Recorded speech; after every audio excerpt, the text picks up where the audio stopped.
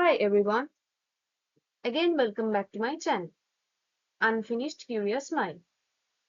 Today we are diving into a fascinating topic in anthropology, which is Norma verticalis. If you are ever been curious about how anthropology study the skull, for example human skull, then this is the video that you are looking for. Let's get started.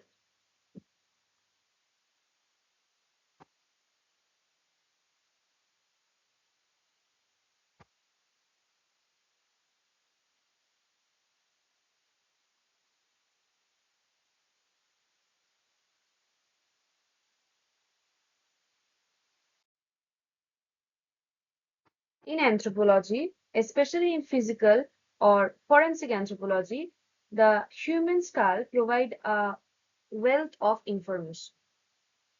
How? One particular view of the skull that anthropologists is often examine is the Norma verticalis. So, what is Norma verticalis? Norma verticalis refers to the view of the skull from above. Basically, if you are looking straight down on the top of the skull, this perspective somehow allows you or us to observe several key features or factors of the cranial vault, which can be often critical for understanding a variety of anthropological aspects. When studying the Norma verticalis, anthropologists usually pay close attention to the shape. For example, the Norma verticalis usually have the pentagonal structure, the pentagonal shape. If you look at the skull and observe carefully, you can see this in the skull.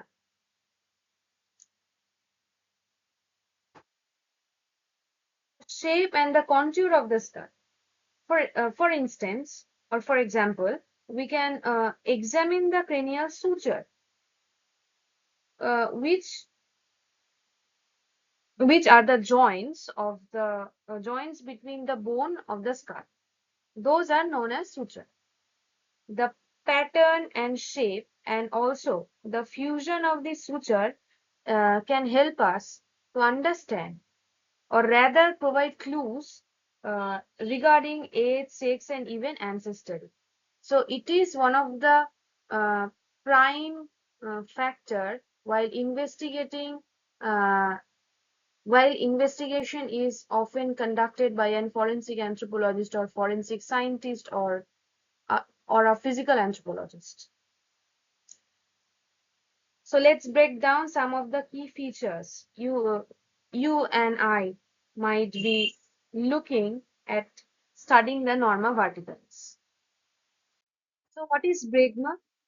Bregma is basically is the location uh, or is the point where the coronal suture, where the Bregma is the point where the coronal suture meets with sagittal suture. It is usually located on the top of the skull. Uh, Now, if we would want to know the importance or the function of the bregma, the key reference of this point would be while taking the anthropometric measurements, it is often used to assess the cranial shape and the symmetry.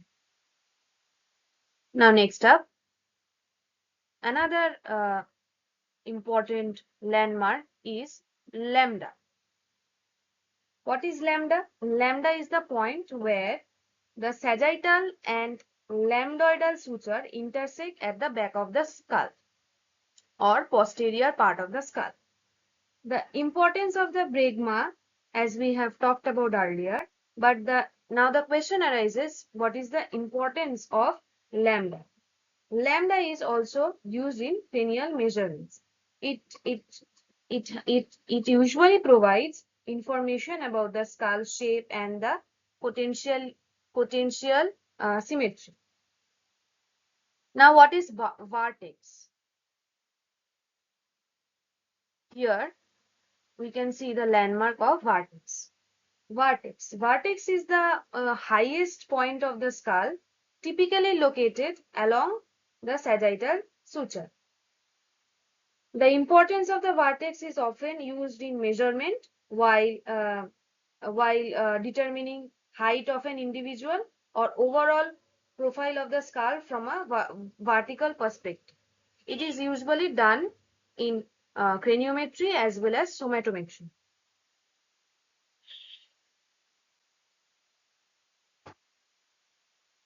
Next up, these are the bones. Mainly in the Norma verticalis, we can say that we usually observe these three bones: frontal bones, parietal bones, and occipital bone. Here are the pictures, and here are the colorful mark that I have made to understand these bones easily. Next up, what is suture? Suture is a type of a joint that usually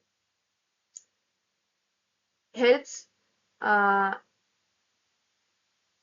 to join the bones of the skull, and it helps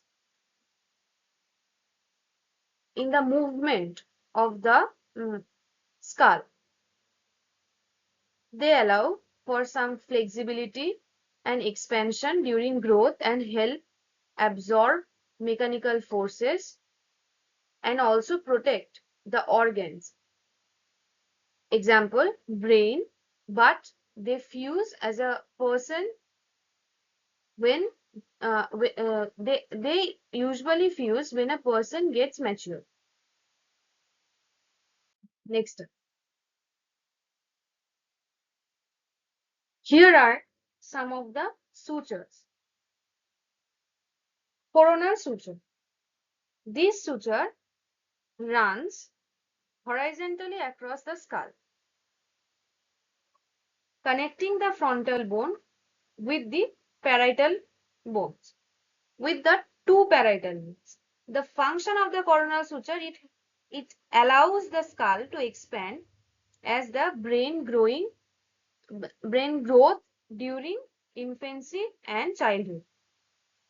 In adults, the degree of closure of this suture can provide information about age, and in forensic anthropology, the coronal suture appearance is often examined to estimate age or at death. Next up, sagittal suture. The sagittal sutures usually runs down the middle of the skull, dividing it into two and right halves. It connects the two parietal bones. The sagittal suture also accommodates in brain growth. The sagittal suture is usually crucial for accessing the cranial shape in some conditions, such as craniosynostosis. This suture fuse permanently, affecting skull shape. Lambdoidal suture. The lambdoidal suture is located at the back of the skull, connecting the parietal bones to occipital bone. Occipital bone, which is located on the posterior position of the skull. How its function? Like other suture, it also allows in the skull's growth during early development. The shape and closure of the lambdoidal suture can also be used in age estimation. It is often checked for signs of pathology or trauma in forensic cases. Now, in a nutshell, we can say that Norma verticalis when we observe the skull in a Norma verticalis position, the skull suture and points or landmarks provides a roadmap of its structures and development. By examining these features, anthropologist or forensic expert can gain insight into the age, sex, ancestry, uh, etc. The suture, such as coronal, sagittal suture, and lambdoidal, and the landmarks that we have discussed earlier, if we quickly recall them, bregma, lambda, vertex, all contribute to a comprehensive understanding of human skull. Hence, we can say that Norma verticalis is a simple yet powerful tool in anthropology and even in evolutionary history.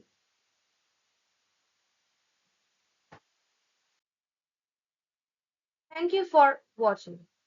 If you find this video helpful, don't forget to like, subscribe, and hit that notification bell so if you never miss an update.